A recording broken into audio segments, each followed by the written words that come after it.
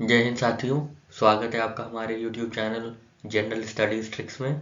साथियों, आज हम लोग 18 अक्टूबर का डेली करंट अफेयर्स करेंगे और ये न्यूज़ हमने PIB, द हिंदू, लाइवमेट और इंडियन एक्सप्रेस से ली है। इसमें कुछ फैक्चुअल न्यूज़ होगी और कुछ एनालिटिकल न्यूज़ होगी। तो ज़्यादा टाइम ना वेस्ट करते हुए हम लोग डायरेक्टली जंप करते हैं अपने क्वेश्चंस पर और उनके एनालिसिस पर। तो पहला क्वेश्चन है साथियों, प्राइम मिनिस्टर साहब अभी रिसेंटली पार्वती कुंड गए थे। तो आपको ये बताना है कि पार्वती कुंड कहाँ है। ठीक है, तो prime minister Modi perform puja and darshan at Parvati Kund. Where would you find Parvati Kund. ठीक है, पार्वती कुंड कहाँ है आपको ये बताना है। आपके ऑप्शंस हैं मणिपुर, हरियाणा, उत्तराखंड या केरला। तो सीधा सा आंसर है साथियों, उत्तराखंड में है। ठीक है, पार्वती कुंड जो है वो उत्तराखंड में आपको मिलेगा। ठीक है, केदारनाथ के पास है, पिथौरागढ़ में। तो प्राइम मिनिस्टर साहब Shri Narendra Modi recently marked a historic day in Pithoragarh, Uttarakhand, as he laid the foundation stone and dedicated several development projects worth approximately rupees 4200 crore. ठीक है, अगर आप उत्तराखंड स्पेसिफिक कोई भी एग्जाम दे रहे हैं तो आप ये फिगर जरूर याद रखिएगा, 4200 करोड़। ठीक है, तो यहाँ पे हम लोग देख लेते हैं कि उन्होंने पूजा की थी कहाँ पे, पार्वती कुंड में। ठीक है, तो ये कहाँ है साथियों, उत्तराखंड में है। ध्यान दीजिएगा, ये कहाँ है पार्वती कुंड, उत्तराखंड में है। ठीक है साथियों, चलिए आगे बढ़ते हैं। नेक्स्ट क्वेश्चन है साथियों, which of the following agency has given the green light for 181 million loan to enhance the quality of life in peri urban areas around Ahmedabad, Gujarat. ठीक है, तो आपको ये बताना है कौन से जो इंस्टीट्यूशन है जो ऑप्शंस में है, उन्होंने 181 मिलियन डॉलर्स का लोन सैंक्शन किया है for developing of peri urban areas around Ahmedabad, Gujarat. ठीक है, तो आपके ऑप्शंस हैं वर्ल्ड बैंक, नेक्स्ट ऑप्शन है Asian development Bank, next option है, सेकेंड वाला ऑप्शन है एशियन इंफ्रास्ट्रक्चर इन्वेस्टमेंट बैंक और लास्ट ऑप्शन है साथियों न्यू डेवलपमेंट बैंक। ठीक है, क्या क्या ऑप्शन है आपके पास, world bank, Asian infrastructure investment bank, Asian development bank and new development bank. तो साथियों इसका सही आंसर है एशियन डेवलपमेंट बैंक। ठीक है, ADB। तो ADB has given green light for 181 million dollar loan to enhance the quality of life in peri-urban areas around Ahmedabad, Gujarat, India. ठीक है, तो बस आपको इतना ध्यान देना है, ए से अहमदाबाद है और ए से ही ADB है। ध्यान दीजिएगा, AIIB नहीं है। ठीक है, अगर आप पार्टिसिपेट करना चाहते हैं थोड़ा बहुत इसमें, तो AIIB, ADB और NDB के हेडक्वार्टर्स कमेंट सेक्शन में बताइएगा। ठीक है, देखते हैं आपको कितनी नॉलेज है और आप कितना डीपली करंट अफेयर्स पढ़ते हैं और कितना डायमेंशन आपने करंट अफेयर्स में कवर कर रखा है। ठीक है, तो इन तीनों के ज़रा आप लोग कमेंट सेक्शन में इसके हेडक्वार्टर्स बताइएगा। अगर नहीं भी बताना है तो कम से कम देख लीजिएगा कि इन तीनों के हेडक्वार्टर्स कहाँ कहाँ है। ठीक है, अगर आपको लगता है कि कमेंट सेक्शन में कमेंट करना टाइम वेस्ट है तो कोई दिक्कत नहीं है, पर आप ये देख लीजिएगा कि AIIB का हेडक्वार्टर्स कहाँ है, ADB का हेडक्वार्टर्स कहाँ है और न्यू डेवलपमेंट बैंक का हेडक्वार्टर्स कहाँ है। और आशा करते हैं वर्ल्ड बैंक का तो हेडक्वार्टर्स आपको पता ही होगा। ठीक है साथियों, चलिए आगे बढ़ते हैं और नेक्स्ट क्वेश्चन करते हैं अपना। नेक्स्ट क्वेश्चन है साथियों, which country held their first ever 2+2 foreign affairs and defence dialogue in New Delhi. ठीक है, तो इंडिया के साथ किसने 2+2 का एक समिट की थी या फर्स्ट एवर डायलॉग स्टैब्लिश किया था या कंडक्ट किया था। 2+2 का कंडक्ट डायलॉग क्या होता है, 2+2। ठीक है, इसमें मिनिस्टर्स होते हैं, फॉरेन मिनिस्टर्स होते हैं और डिफेंस मिनिस्टर्स होते हैं। ठीक है, तो इसको 2+2 कहते हैं, इस डायलॉग मैकेनिज्म को क्या कहते हैं, 2+2। तो आपको ये बताना है which country recently held their first ever 2+2 foreign affairs and defence dialogue with India in New Delhi. ठीक है, तो आपके ऑप्शन है कैनेडा, इजराइल, यूके या बांग्लादेश। तो साथियों इसका सही आंसर है यूके। ठीक है, इजराइल मत मार्क कर दीजिएगा। ठीक है, यूके है। और कनाडा से तो वैसे ही आजकल संबंध खराब है। ठीक है, खालिस्तानी के चलते हैं ये लोग, और कोई काम नहीं है, खालिस्तानियों को सपोर्ट कर रहे हैं, बताइए अब। हाँ, तो खैर अलग बात है ये। तो कनाडा के साथ हो नहीं सकता, इजराइल के साथ करेंगे नहीं, बांग्लादेश के साथ अभी कोई संभवता नहीं है, तो यूके के ही साथ किया गया है अभी। ठीक है, तो India and UK recently held their first ever 2+2 foreign affairs and defence dialogue in New Delhi. ठीक है, तो 2+2 और किसके साथ है, तो आप याद रखिएगा राजू के साथ है। ठीक है, RAJU। ठीक है, यू से याद रखिएगा US। ठीक है, यू के साथ US, जे के साथ यहाँ पे देखिए जापान, ए के साथ ऑस्ट्रेलिया और आर के साथ रशिया। तो जो 2+2 है ना वो राजू के साथ है, आप ध्यान दीजिएगा, 2+2 राजू के साथ है। किसके साथ है, राजू के साथ। ठीक है, इजी सा आपके लिए वो है। तो अब इसकी स्पेलिंग क्या हो जाएगी, RAJUU, ठीक है, यू से यू के हो जाएगा, तो 2+2 किसके साथ है, राजू के साथ है, ठीक है, और डबल यू है इसमें, ठीक है। आशा करते हैं आपको ये ट्रिक पसंद आई होगी, इसमें और ज़्यादा कुछ बताने लायक नहीं है, बस आप ध्यान दीजिएगा 2+2 क्या क्या होते हैं, उसमें फॉरेन अफेयर्स होते हैं और डिफेंस डायलॉग होता है, ठीक है। कई बार ऑप्शन में दे देते हैं foreign affairs plus commercial dialogue या ट्रेड डायलॉग, ऐसे कर करके आपको कंफ्यूज करने के लिए दे सकते हैं, पर 2+2 में क्या क्या होता है, फॉरेन अफेयर्स होते हैं और डिफेंस अफेयर्स के बारे में चर्चा होती है, ठीक है। तो किसके किसके साथ है, RAJUU, राजू के साथ है अपनी 2+2 अफेयर्स, ठीक है साथियों। चलिए आगे बढ़ते हैं। नेक्स्ट क्वेश्चन है साथियों, recently global Maritime India summit was conducted in Mumbai, ठीक है। तो अभी ग्लोबल मैरीटाइम इंडिया समिट कहाँ हुआ था, मुंबई में कंडक्ट किया गया था। उसी दौरान Tuna Tekra all weather deep draft terminal was also inaugurated, ठीक है। Tuna Tekra all weather deep draft terminal port was also inaugurated. तो आपको ये बताना है what is the location of Tuna Tekra, ठीक है। तो टूना टेकरा की लोकेशन क्या है, आपको ये बताना है। आपके ऑप्शंस हैं कर्नाटका में ये है, या मुंबई में, गुजरात में, या फिर गोवा में। तो साथियों इसका सही आंसर है ये गुजरात में है, ठीक है। ये गुजरात में आपको मिलेगा क्या, टूना टेकरा, ठीक है। तो PM to inaugurate Global Maritime India Summit in Mumbai, तो ध्यान दीजिएगा पहले M से मैरीटाइम और M से मुंबई, ठीक है। तो मैरीटाइम इंडिया समिट कहाँ होगा, मुंबई में होगा। और one of the most prominent projects is Tuna Tekra all weather deep draft terminal which will be constructed at cost exceeding 4500 crore rupees at Deendayal port authority in Gujarat, ठीक है। तो दीनदयाल पोर्ट अथॉरिटी के अंदर ये टूना टेकरा जो है डीप ड्राफ्ट टर्मिनल इनॉग्रेट किया जाएगा, ठीक है साथियों। और ज़्यादा कुछ पढ़ने की जरूरत नहीं है, आप ये एक बार पढ़ लीजिएगा कि अमृत काल का विजन है 2047 का, ठीक है, for India's maritime blue economy, ठीक है। इसको आप डिस्क्रिप्टिव आंसर्स में अपने यूज कर सकते हैं, ठीक है। तो पहली चीज ये है कि आप इसको याद रखिएगा, मैरीटाइम इंडिया समिट कहाँ कंडक्ट हुआ था, मुंबई में, M से मैरीटाइम और M से ही मुंबई, ठीक है। और टूना टेकरा वहाँ पे इनॉग्रेट किया गया था, जो कि है गुजरात में। ध्यान दीजिएगा ये मुंबई में नहीं है, ठीक है। चलिए आगे बढ़ते हैं और इसका एक स्नैपशॉट देख लेते हैं।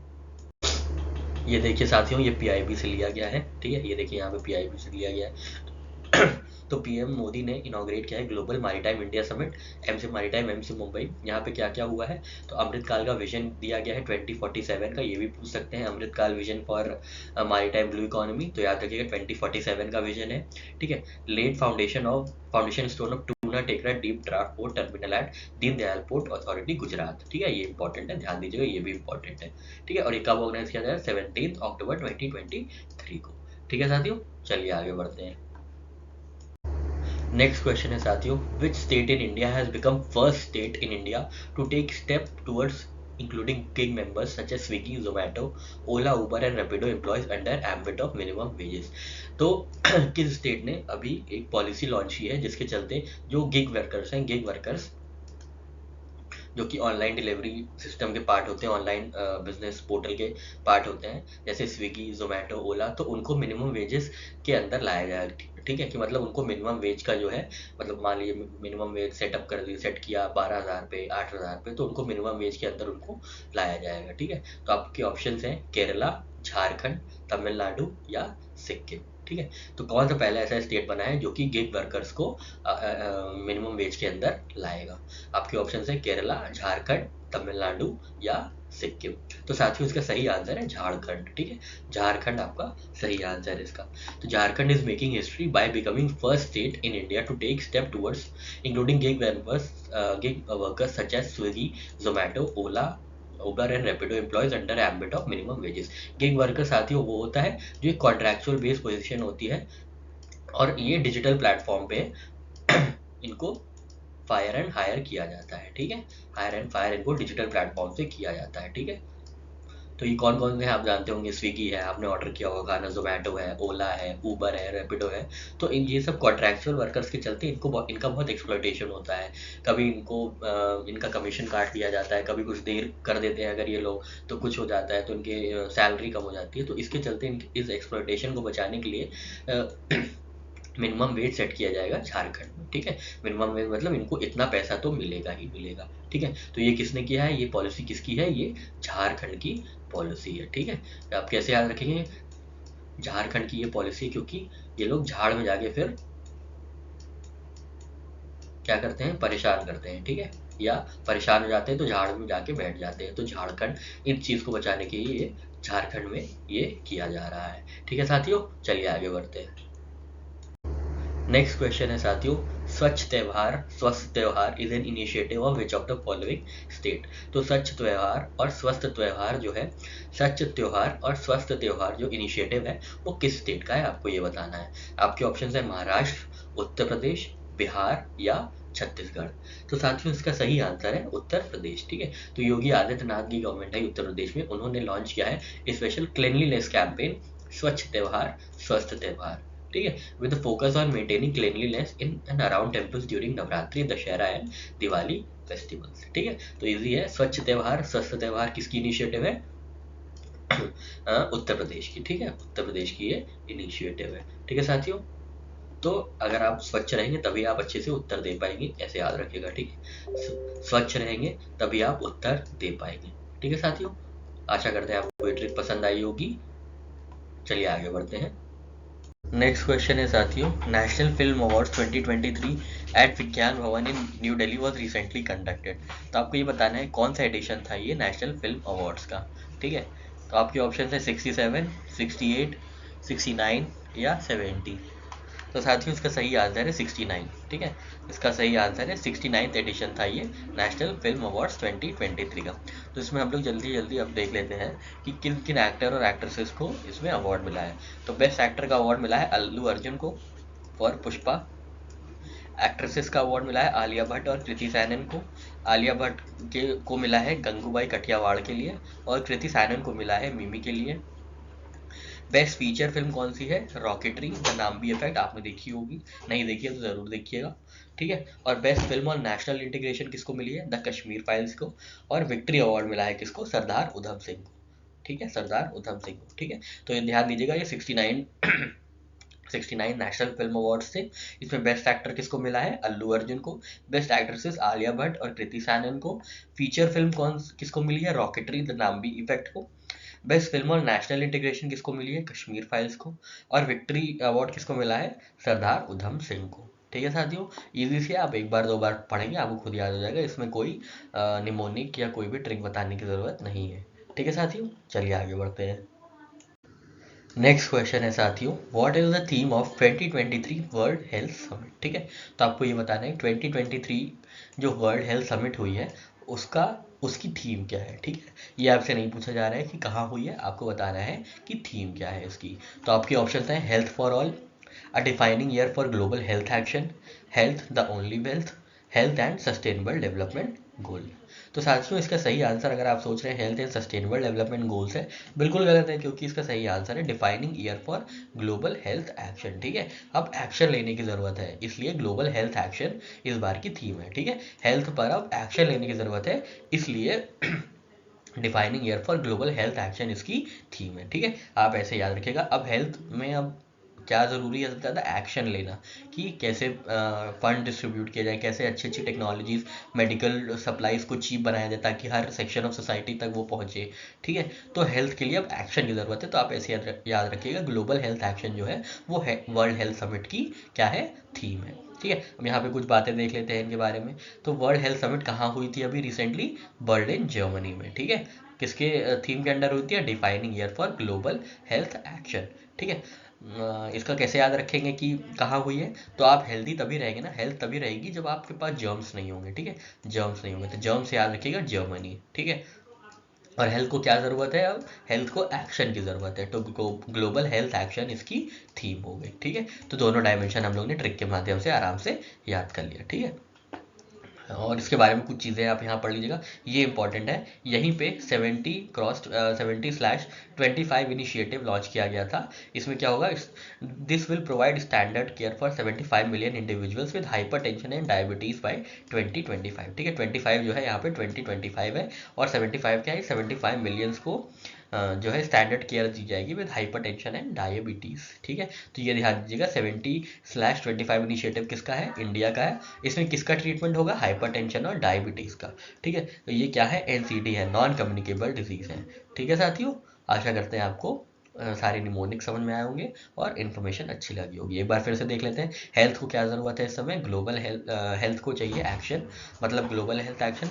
और आप हेल्दी तभी रहेंगे जब आपके पास जर्म्स नहीं होंगे, तो मतलब जर्मनी में वर्ल्ड हेल्थ समिट ऑर्गेनाइज की जा रही है, ठीक है। और 70/25 इनिशिएटिव किसकी है, इंडिया की है। 75 क्या है, 75 मिलियंस को स्टैंडर्ड केयर दी जाएगी। 25 क्या है, 2025 तक। और किसकी स्टैंडर्ड केयर दी जाएगी, individuals with hypertension and diabetes, ठीक है साथियों। चलिए आगे बढ़ते हैं।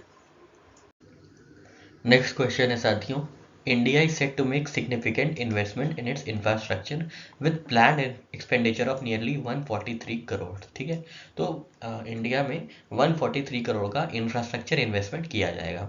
तो आपको ये बताना है इसकी अवधि क्या होगी, इसका टाइम पीरियड क्या होगा इस इन्वेस्टमेंट का। आपके ऑप्शन हैं 2024 टू 2030, 2025 टू 2030, 2026 टू 2030 या 2024 टू 2032। तो साथियों इसका सही आंसर है 2024 टू 2030, ये है इसका सही आंसर है, ठीक है। तो India is set to make significant investment in its infrastructure with planned expenditure of nearly 143 lakh crore between fiscal years of 2024 to 2030, ठीक है। ये कहाँ पे बताया गया था, ये क्रिसिल की एक इंफ्रास्ट्रक्चर ईयर बुक थी 2023 की, उसमें ये बताया गया था, ठीक है। तो बस आप इतना ध्यान रखिएगा कि 143 करोड़ इन्वेस्टमेंट होएगा और किस फिजिकल ईयर्स के बीच में, 2024 एंड 2030, ठीक है। चलिए आगे बढ़ते हैं साथियों, ध्यान दीजिएगा ये क्रिसिल की इंफ्रास्ट्रक्चर ईयर बुक 2023 का पार्ट है, ठीक है। ये कोई गवर्नमेंट डेटा नहीं है, बस क्रिसिल की इंफ्रास्ट्रक्चर ईयर बुक का ये एक ऑब्जर्वेशन है, ठीक है साथियों। चलिए आगे बढ़ते हैं। नेक्स्ट क्वेश्चन है साथियों, which of the following state announces free gas cylinder for Ujjwala scheme beneficiaries. तो किस स्टेट ने फ्री गैस सिलेंडर की घोषणा की है उज्ज्वला स्कीम बेनिफिशियरीज के लिए। तो आपके ऑप्शन हैं उत्तर प्रदेश, गोवा, झारखंड या बिहार। तो अभी हम लोग ने झारखंड में क्या देखा था, ये कि गिग वर्कर्स को मिनिमम वेज सब देंगे, ठीक है। गिग वर्कर्स के लिए मिनिमम वेज लाएंगे, कौन, झारखंड, ठीक है। और यूपी में हम लोग ने क्या देखा था, उत्तर प्रदेश में हम लोग ने क्या देखा था पीछे अभी, स्वच्छ त्योहार और स्वस्थ त्योहार ना, स्वच्छ त्योहार और स्वस्थ त्योहार, ठीक है। यहाँ पे भी ये आंसर है यूपी, ठीक है। तो यूपी ने ही अनाउंस किया है कि वो फ्री गैस सिलेंडर देगा फॉर उज्ज्वला स्कीम बेनिफिशियरीज, ठीक है। उज्ज्वला स्कीम क्या है, ये एक सेंट्रल गवर्नमेंट की स्कीम है which is aimed at providing free LPG connections to economically disadvantage households और approximately to 17.5 crore families in state, ठीक है। तो 1,75,00,000 फैमिलीज जो है उत्तर प्रदेश की, उनको फ्री गैस सिलेंडर प्रोवाइड किया जाएगा, ठीक है। आसान है, आप याद रख सकते हैं, ठीक है। गैस सिलेंडर फ्री कहाँ मिलेगा, जहाँ आपको उत्तर नहीं देना पड़ेगा, आप आराम से गैस सिलेंडर फ्री में ले सकते हैं, आपको किसी को उत्तर देना नहीं है, ठीक है। किसी को उत्तर देना नहीं है तो याद रखेंगे उत्तर प्रदेश। गैस सिलेंडर के लिए किसी को उत्तर नहीं देना है तो उत्तर प्रदेश, ठीक है। उत्तराखंड नहीं है, ध्यान दीजिएगा उत्तर प्रदेश है, ठीक है साथियों। चलिए आगे बढ़ते हैं। नेक्स्ट क्वेश्चन है साथियों, who becomes the youngest ever president elect of Ecuador, ठीक है। तो youngest ever president elect of Ecuador कौन है, आपको ये बताना है, इसमें एक ऑप्शन ही नहीं है, चलिए ठीक है। तो आपके ऑप्शन है क्रिस हिप्किन, डाउ डोबा या डेनियल नोबोवा, ठीक है। तो आपको ये बताना है कि youngest ever president elect of Ecuador कौन है। साथ में उसका सही आंसर है डेनियल नोबोवा, ठीक है, डेनियल नोबोवा। तो डेनियल नोबोवा जो कि 35 साल के बिजनेसमैन है, ठीक है, उन्होंने जनरल इलेक्शन ऑफ इक्वाडोर जीत लिया है, ठीक है। तो वो सबसे छोटे या सबसे यंगेस्ट एवर प्रेसिडेंट हो गए हैं इक्वाडोर के, ठीक है। तो ध्यान दीजिएगा कौन बना है, डेनियल नोबोवा। तो कैसे ध्यान देंगे कि जो दानी है वही प्रेसिडेंट बन गया, ठीक है। दानी से याद रखिएगा डैनियल, ठीक है, दानी से डैनियल, ठीक है, दानी से डेनियल। या अगर आप ये नहीं रखना चाहते तो ई के पहले आता है डी, तो जो प्रेसिडेंट बना है वो डी से होगा, उनका इनिशियल डी से होगा, तो डेनियल नोबोवा, ठीक है साथियों। कैपिटल क्या है इक्वाडोर की, क्विटो, ठीक है।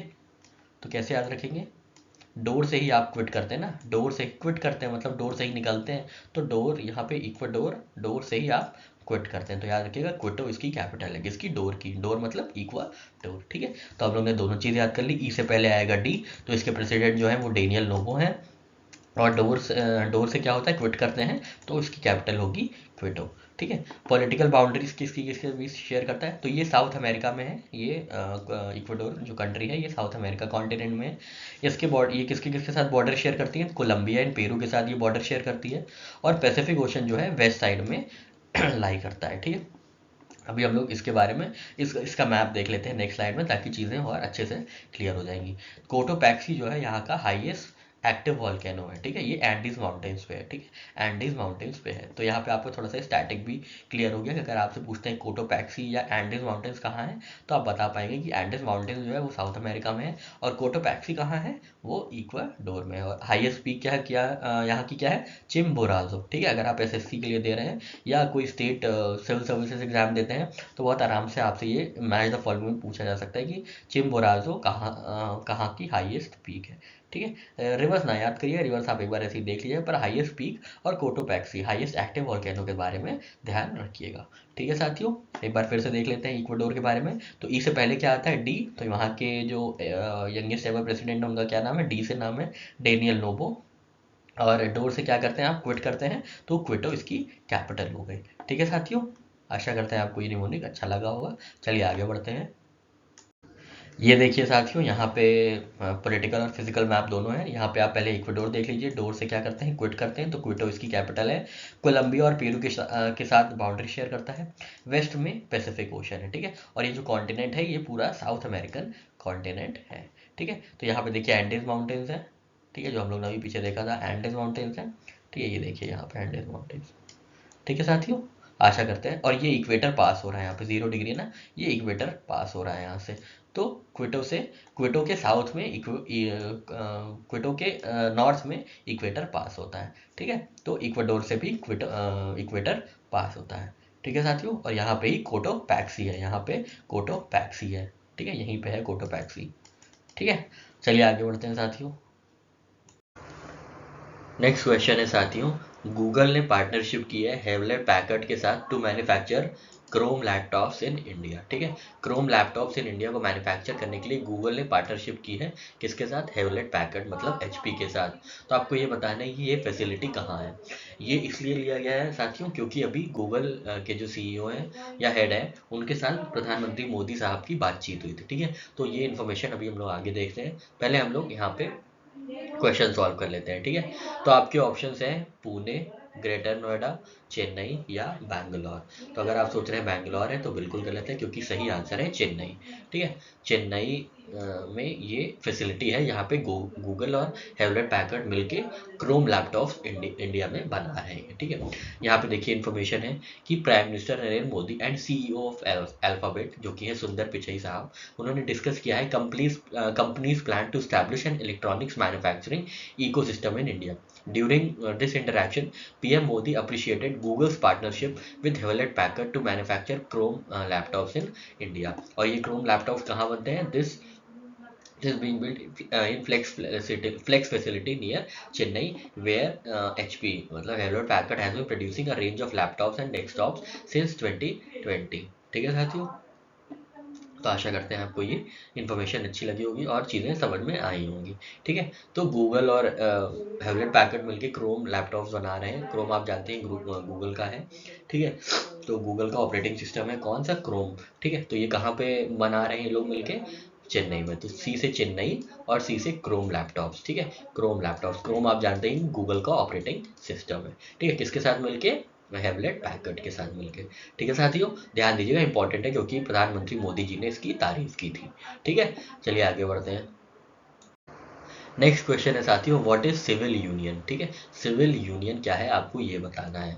तो क्या ये इंडस्ट्रियल यूनियन है, या मराइटल यूनियन है, या स्टूडेंट यूनियन है, या सिविल राइट्स यूनियन है। ठीक है, ये अभी हाल ही में न्यूज़ में था, अभी हम लोग देखेंगे इसका पूरा कॉन्टेक्स्ट क्या है। ठीक है, तो एक्चुअली सिविल यूनियन जो है वो मराइटल यूनियन है। ठीक है, अभी अगर आप डेली करंट अफेयर्स फॉलो करते हैं तो अभी सुप्रीम कोर्ट ने डिनाई कर दिया है सेम सेक्स मैरिज को लीगलाइज करने से। ठीक है, तो उसी के अंडर ये कॉन्सेप्ट आया है सिविल यूनियन। ठीक है, तो सिविल यूनियन क्या है, this is a union under special Marriage act which recognises union between two individuals regardless of their caste, religion, and nationality. It also refers to legal status that allows same-sex couples specific rights and responsibilities normally conferred upon married couples. ठीक है, civil union जो है ये किसके अंतर्गत है? Special Marriage Act 1954 के अंतर्गत है। और ये क्या करता है? ये ऐसे मैरिजेस को रिकॉग्निशन देता है जो बिना किसी कास्ट के या रिलीजन या नेशनैलिटी के जो भी मैरिज होती हैं उनको ये रिकॉग्निशन देता है। ठीक है, जैसे हिंदू के लिए हिंदू मैरिज एक्ट है, पंजाबीज के लिए सिख के लिए आनंद मैरिज एक्ट है ना। तो ऐसे करके अलग अलग रिलीजन के अलग अलग अपने मैरिज एक्ट हैं, पर ये जो सिविल यूनियन है ये स्पेशल मैरिज एक्ट के अंदर है which doesn't regard anyone's caste, religion और नेशनैलिटी। ठीक है, चलिए अभी हम लोग आगे और इसके बारे में देख लेते हैं।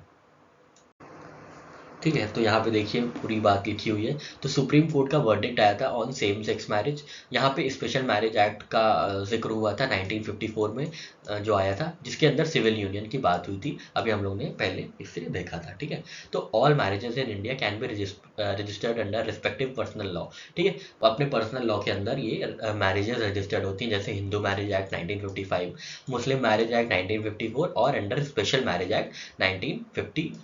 ठीक है, तो स्पेशल मैरिज एक्ट क्या करता है? This allows people from two different religious backgrounds to come together in the bond of marriage.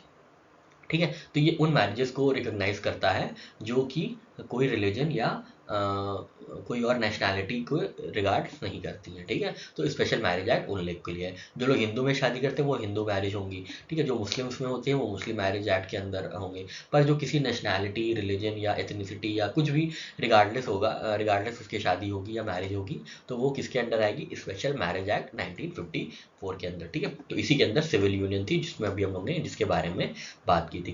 ठीक है, तो how is civil union different from marriage? ठीक है, तो रिलीजियस और cultural beliefs do not play role in civil union whereas they often do in marriage. ठीक है, तो एक बात याद रखिएगा, जो सिविल यूनियन होती है वो रिलीजन और कल्चरल बिलीव्स के परे होती है। ठीक है, अब क्या क्या की टेक अवे से वर्डिक्ट से? तो right to marry not a fundamental right. ठीक है, right to marry fundamental right नहीं है, ध्यान दीजिएगा।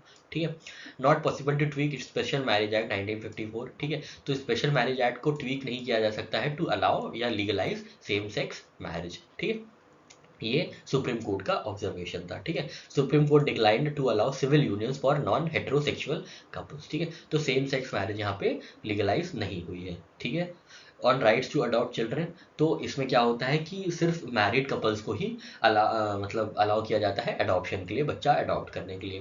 पर कुछ जजेस का मानना था कि क्वीर्स या जो भी है सेम सेक्स के लोग भी हैं उन्हें भी अलाउ कर देना चाहिए, क्योंकि since a same sex couple can not marry under Indian law, it follows that they can not also adopt children as a couple. ठीक है, तो अब जब सेम सेक्स मैरिज ही नहीं है तो वो लोग भी अडॉप्शन नहीं कर सकते हैं। ठीक है, तो सेम सेक्स मैरिज भी लीगलाइज नहीं की गई और उनके द्वारा जो भी अडॉप्शन होगा वो भी इलीगल हो चुका है। ठीक है, ध्यान दीजिएगा, एक बार इसको आप पढ़िएगा, हो सकता है आपके एग्जाम में स्टेटमेंट बेस्ड फॉर्म में पूछ ले। ठीक है, तो ये पॉलिटी का पार्ट होता है जो कि आपकी स्टैटिक पार्ट है। ठीक है साथियों, स्टैटिक को करंट से जोड़ा गया है। ठीक है, ध्यान दीजिएगा, हिंदू मैरिज एक्ट 1955 है, मुस्लिम मैरिज एक्ट 1954 है और स्पेशल मैरिज एक्ट है 1954। आपसे ना वो कर सकते हैं मैच द फॉलोइंग में, या पूछ सकते हैं कौन सा मैरिज एक्ट गलत मिला हुआ है या सही मिला हुआ है या सही ईयर में दिया हुआ है। ठीक है, आशा करते हैं आपको ये इन्फॉर्मेशन सही लगी होगी। चलिए आगे बढ़ते हैं साथियों।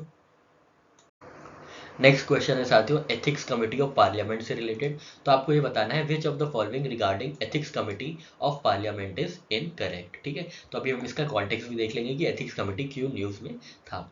तो ethics committee was constituted in Rajya Sabha in 1997, ethics committee was constituted in Lok Sabha in 2000, the committee should contain more than 15 members, the committee members are nominated by speaker। ठीक है, तो आपको ये बताना है इसमें से कौन सा इनकरेक्ट है। ध्यान दीजिएगा, इनकरेक्ट पूछा है, करेक्ट नहीं पूछा है। तो साथियों इसका सही आंसर है सी। ठीक है, तो इसका क्या होगा? Committee should not contain more than 15 members. ठीक है, तो 15 मेंबर्स से ज़्यादा नहीं होनी चाहिए। ठीक है, तो इसका कॉन्टेक्स्ट क्या था? अभी जो बीजेपी एमपी है निशिकांत दुबे, उन्होंने तृणमूल कांग्रेस की एमपी है महुआ मोइत्रा, उनके ऊपर आरोप लगाया था कि उन्होंने पैसे लेके या मतलब पैसे लेके उन्होंने क्वेश्चन पूछे जो कि गवर्नमेंट इनिशिएटिव्स को हर्ट करते हैं। ठीक है, तो इसके लिए बीजेपी एमपी निशिकांत दुबे ने ब्राइब फॉर क्वेरी कंप्लेंट की थी, किससे? एथिक्स कमेटी से। ठीक है, ethics committee of lower house. ठीक है, तो एथिक्स कमेटी कब कॉन्स्टिट्यूट हुई थी? राज्यसभा में 97 में आई थी, लोकसभा में 2000 में आई थी। It एनफोर्सेस the code of conduct of members of parliament. ठीक है, तो नाम से पता चल रहा है एथिक्स कमेटी क्या करेगी, कोड ऑफ कंडक्ट को अपहेल्ड करेगी। ठीक है, और ये एथिक्स कमेटी है, this should not contain 15 members. अब ये पूरी टेबल है आपके अगले स्लाइड में, जिससे आपकी क्लैरिटी और हो जाएगी। ठीक है, और committee members are nominated by speaker and hold office for a term of not exceeding 1 year. ठीक है, तो 1 साल के लिए अपॉइंटमेंट होता है, उससे ज़्यादा नहीं होता। और इसको कौन नॉमिनेट करता है? इनके मेंबर्स को स्पीकर साहब नॉमिनेट करते हैं। ठीक है, चलिए आगे बढ़ते हैं। तो यहाँ पे देखिए एथिक्स कमेटी का पूरा ब्यौरा दिया हुआ है।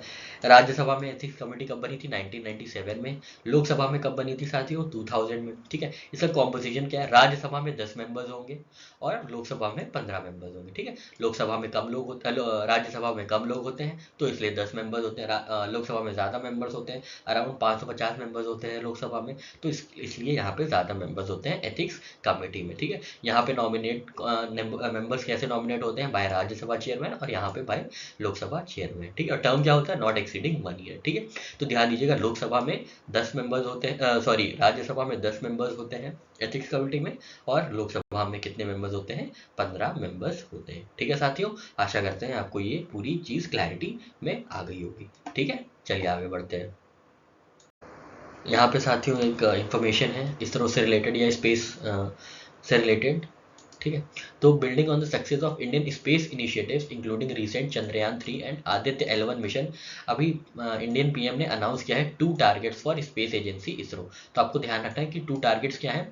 एक स्पेस स्टेशन बनेगा, इंडियन स्पेस स्टेशन बाय 2035, और जो पहला इंडियन जाएगा मून पे वो 2040 के लिए टारगेट दिया गया है। ठीक है, तो ये 2 टारगेट्स पीएम मोदी ने अनाउंस किए हैं इसरो के लिए। क्या क्या? Indian space station by 2035, first Indian to moon by 2040।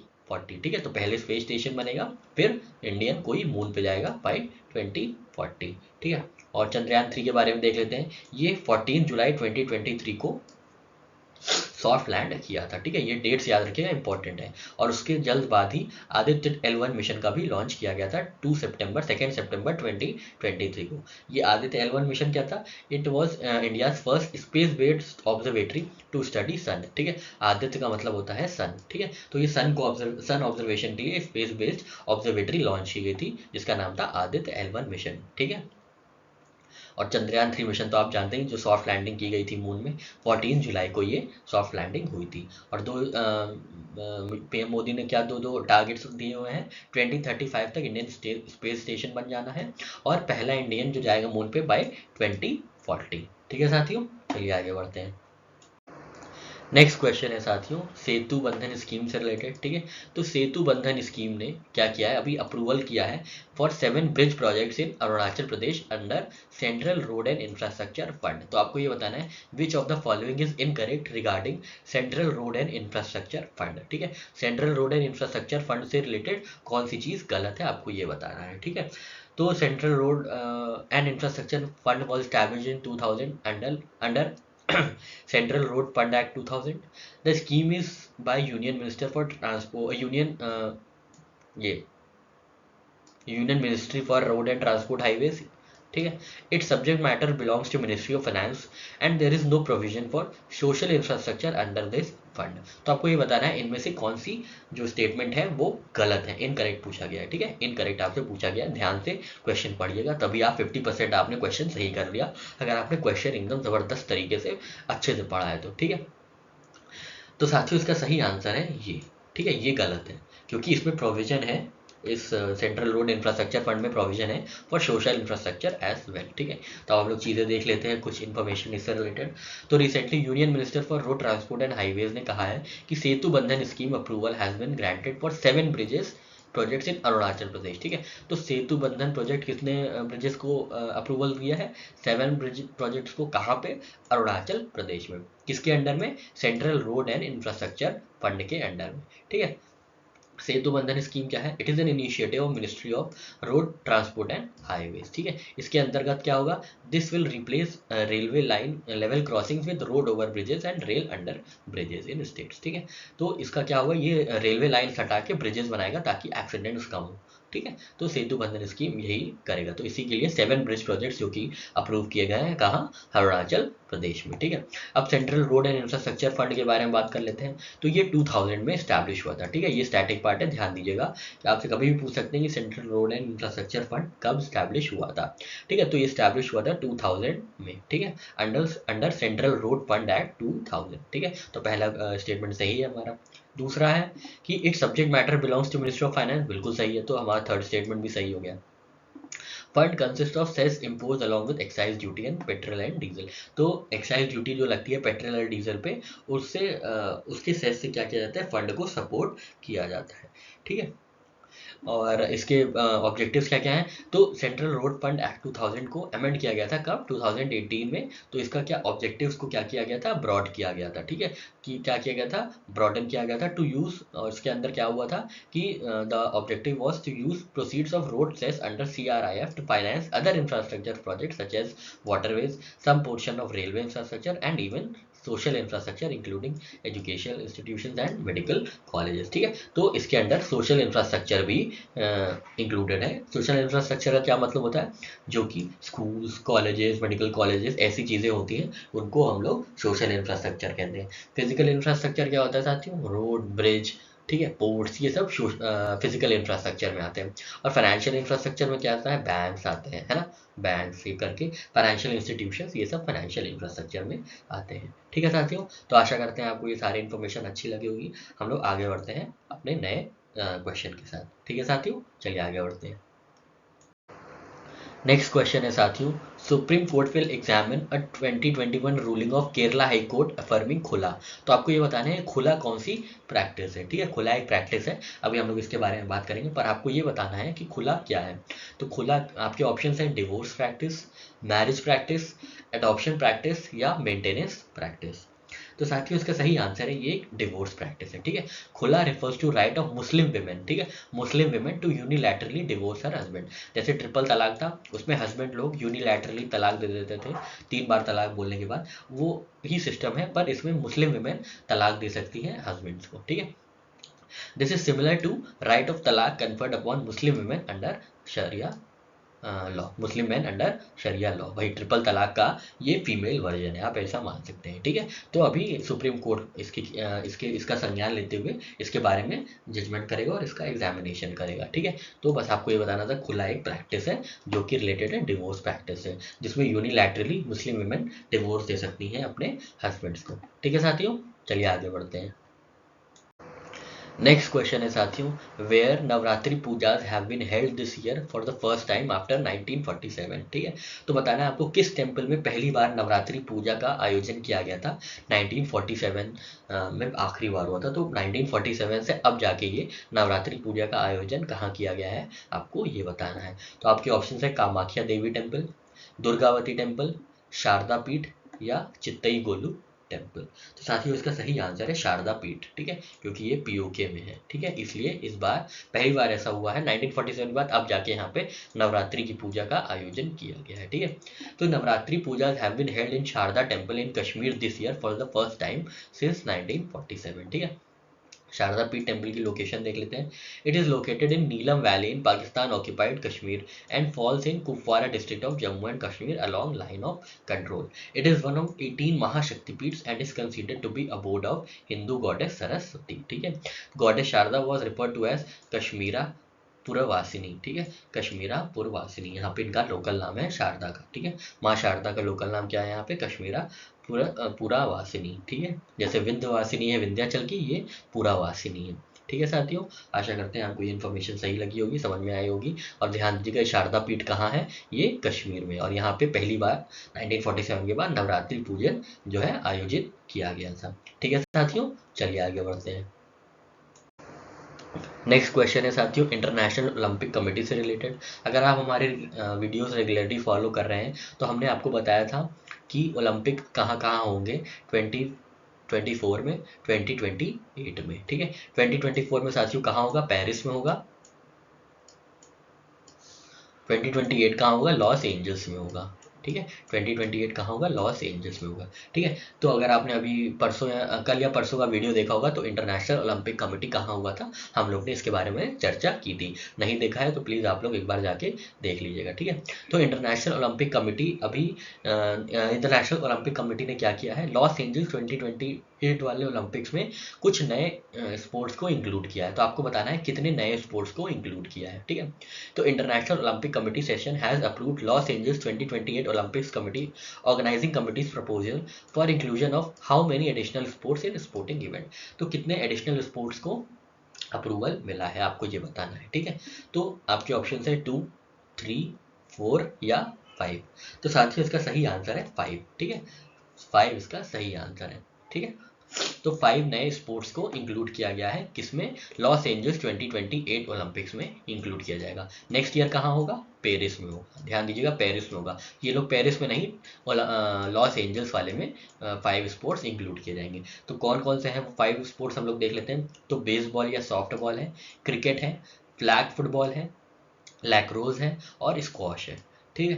तो ये सब जो गेम्स है आपको दिखेंगे कब? ओलंपिक्स गेम्स लॉस एंजल्स 2028 में। तो आप इसको कैसे याद रखेंगे कि जब आप एसएससी क्वालिफाई करेंगे, एसएससी क्वालिफाई करेंगे तो आपको ₹1,00,000 की फुटबॉल देगा। कौन? ओलंपिक कमेटी देगी। ठीक है। ₹1,00,000 की फुटबॉल मिलेगी आपको, किससे? ओलंपिक्स में। ठीक है। ओलंपिक्स में। तो ये जो निमोनिक है किससे रिलेटेड है? ये ओलंपिक से रिलेटेड है। कौन से ओलंपिक से? लॉस एंजल्स 2028 के ओलंपिक से है। तो कैसे याद रखेंगे? एस से याद रखेंगे। एस से होता है स्क्वॉश।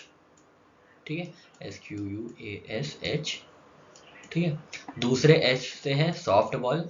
ठीक है। थोड़ी राइटिंग की गड़बड़ है, थोड़ी नहीं काफ़ी गड़बड़ है। ठीक है। तो ध्यान दीजिएगा बस आप। अच्छा यहाँ हम बता देते हैं। ठीक है। तो पहला है स्क्वॉश, दूसरे एस से है सॉफ्ट बॉल। क्योंकि थोड़ा सा इरेज कर देता ना तो जो यहाँ और दूसरा कलर भी यूज़ करते हैं ताकि आराम से आपको समझ में आ जाए। ठीक है। तो ये SSC है। ठीक है। पहले एस से याद रखिएगा सॉफ्ट बॉल है। ठीक है।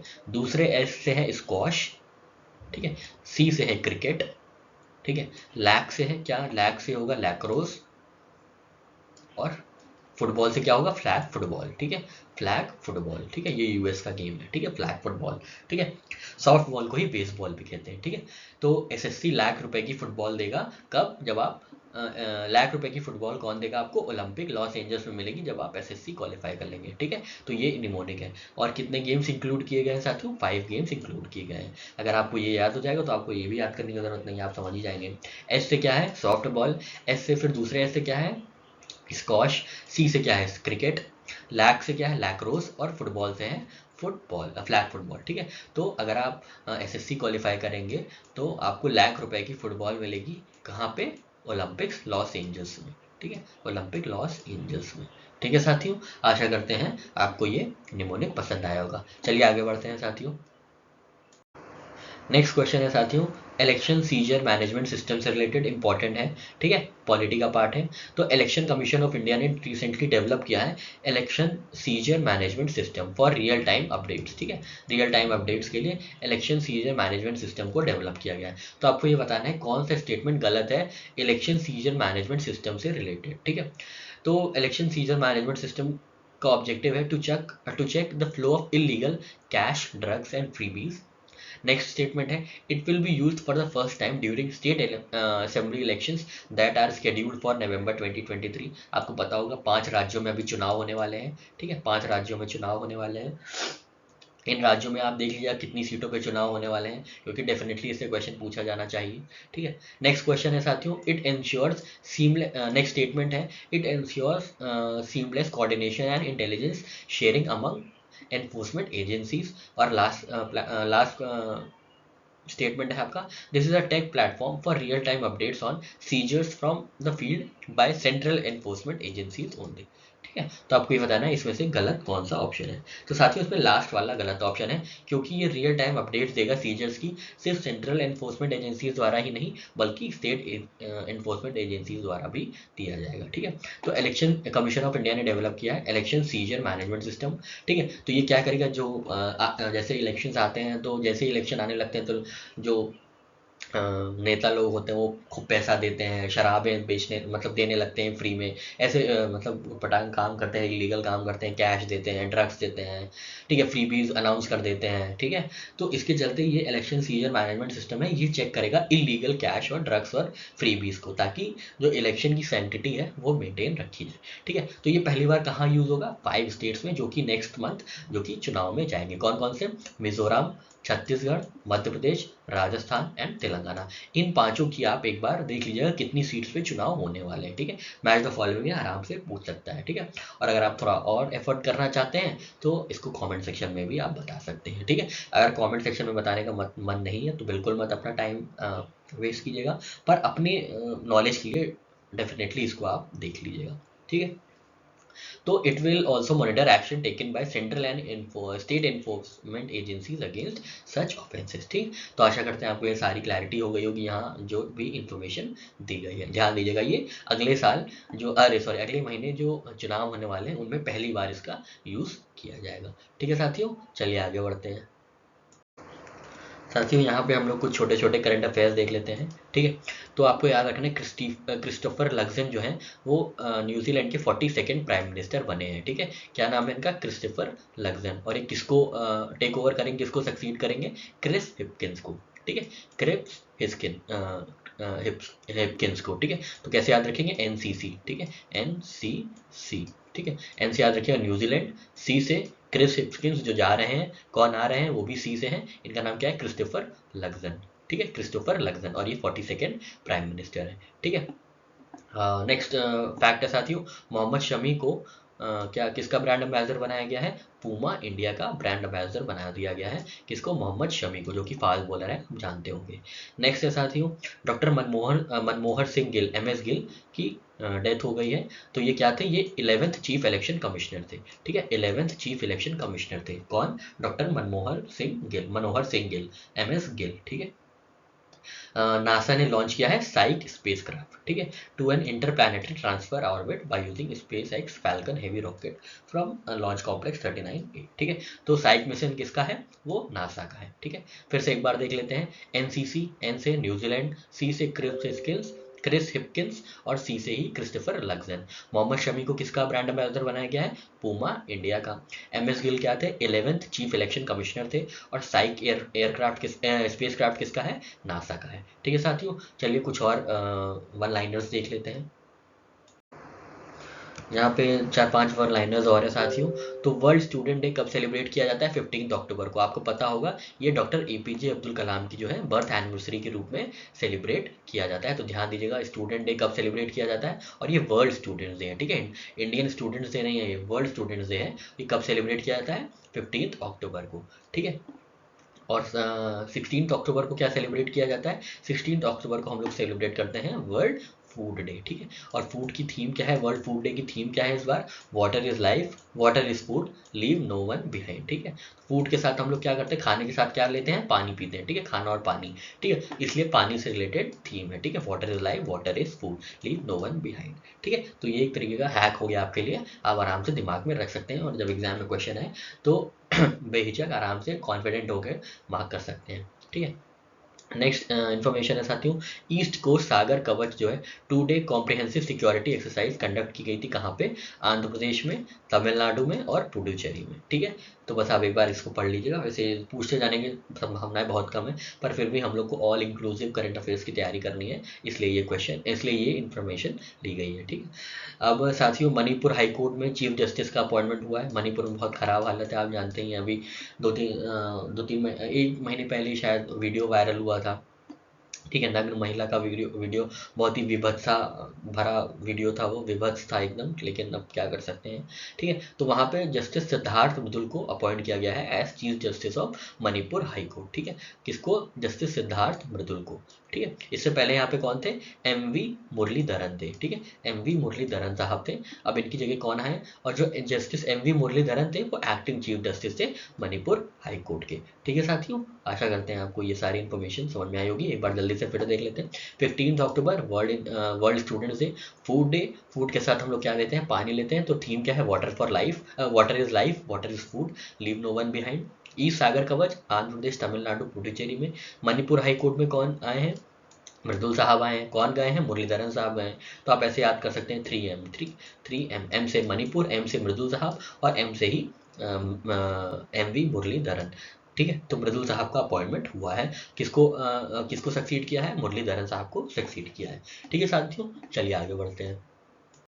नेक्स्ट इन्फॉर्मेशन है साथियों, रीजनल कॉम्प्रिहेंसिव इकोनॉमिक पार्टनरशिप से रिलेटेड। तो अभी बांग्लादेश और श्रीलंका ने बोला है कि हम लोग भी RCEP को ज्वाइन करना चाहते हैं। ठीक है, तो RCEP के बारे में देख लेते हैं। तो ये एक ट्रेडिंग ब्लॉक है। ठीक है, फ्री ट्रेडिंग ब्लॉक है, वर्ल्ड लार्जेस्ट ट्रेडिंग ब्लॉक है। ठीक है, वर्ल्ड लार्जेस्ट ट्रेडिंग ब्लॉक है। It is design to promote economic integration, trade liberalisation and cooperation among member nations. तो RCEP के जो नेगोशिएशन शुरू हुए थे वो 2012 में शुरू हुए थे और साइन कब हुए थे? 2020 में। ठीक है, और ये फोर्स में कब आए थे? 2022 में। ठीक है, नेगोशिएशन देखिए 12 में शुरू हुए, साइन हुआ 20 में और आए कब एनफोर्समेंट में? 2022 में। ठीक है, ये तीनों डेट्स आपको याद रखनी है। ठीक है, इसमें 15 मेंबर्स हैं। ठीक है, China, Japan, New Zealand, south Korea, Australia और आसियान नेशंस कौन कौन से? ब्रुनोई, कंबोडिया, इंडोनेशिया, लाओ, Malaysia, Myanmar, Philippines, Singapore, Thailand and Vietnam. ठीक है, इनके एरियाज क्या क्या है? Intellectual property, competition, dispute settlement, e commerce, SMEs, ये सब है। ठीक है, इंडिया जो है फाउंडिंग मेंबर था RCEP का और 2019 में इंडिया ने डिसाइड किया था कि ये विड्रॉ कर लेगा RCEP से। ठीक है, क्योंकि जो कि चाइनीज मार्केट जो है, चाइनीज माल जो है बहुत सस्ते होते हैं, तो इंडियन मार्केट को वो हैम्पर कर सकते हैं। ठीक है, तो इसलिए इंडिया ने RCEP को नहीं ज्वाइन किया था। ठीक है, ध्यान दीजिएगा, यहाँ पे 3-4 डेट्स हैं, इन लोग को आप ध्यान में रखिएगा। ठीक है, तो यहाँ पे हमारा आज का सेशन खत्म होता है। आशा करते हैं आपको जो भी निमोनिक्स डेली करंट अफेयर्स के आपको पसंद आए होंगे, इन्फॉर्मेशन पसंद आई होगी, स्टैटिक चीज़ें पसंद आई होंगी, जो एनालिसिस था हम लोग ने स्पेशल मैरिज एक्ट का एनालिसिस भी कर लिया। ठीक है, तो आपका static plus contemporary current affair दोनों कवर हो गया। ठीक है साथियों, तो हम लोग अब कल मिलेंगे नए करंट अफेयर्स के साथ, 19 अक्टूबर के करंट अफेयर्स के साथ। तब तक आप लोग को मेहनत करिए, पढ़ाई करिए। जय हिंद, जय भारत।